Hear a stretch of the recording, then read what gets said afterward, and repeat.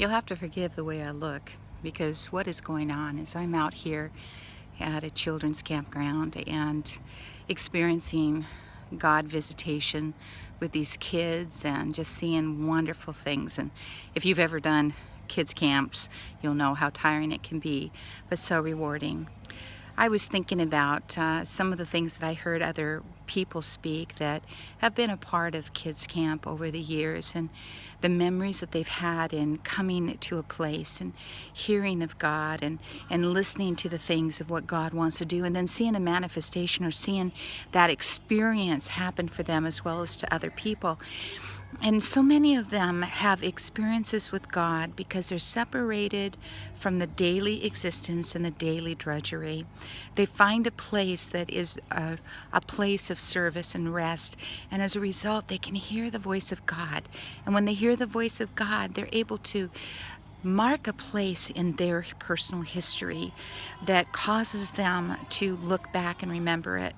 I just listened to one person who, they said to the date, a year ago, while they were here, they heard God speak specifically to them, requiring something of them and speaking life and hope into them about their future.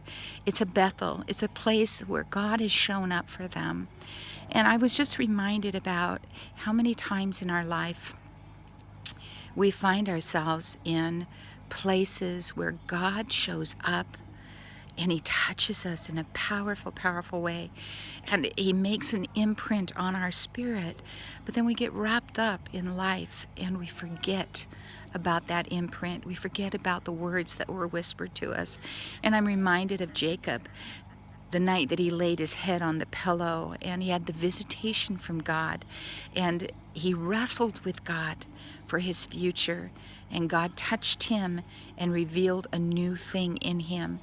And I kind of feel like you just need to today look back and think, God, has there been a time in my life where you have spoken specifically to me, that I've had a moment where it was a history-making moment for me in my life? And have I wandered from that? Or am I following the course that you have laid for me? Sometimes it means going back to a specific location and just sitting and resting in the presence of God. And other times, because of circumstances, you're not allowed to do that or cannot reach that location. Other times it means that you need to find a time, a place where you can shut yourself up with God and let that Bethel moment come again in your life, where you are, what you're doing. One of the great revivalists in the late 1800s, his wife had many children, and when she sat down in their kitchen and she put an apron over her head, that signified to all of the children that they were not to bother her because she was in her prayer closet.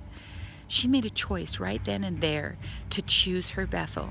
It didn't matter if there was noise. It didn't matter if there was flurries going on around her. All she knew was that she had to establish her Bethel. It was a choice that she made to find God, to stay in that place, to talk with Him, to visit with Him. And I just want to challenge you today. I know this is short, but I want to challenge you. Find that place. Find that place again where God can talk to your spirit and you can be encouraged and you can say, on this date in this year, God showed me a beautiful thing that marked my life, marked history for me. And then declare it over yourself. Find scriptures to encourage yourself. Stand firm and move forward. And you'll never forget your Bethel.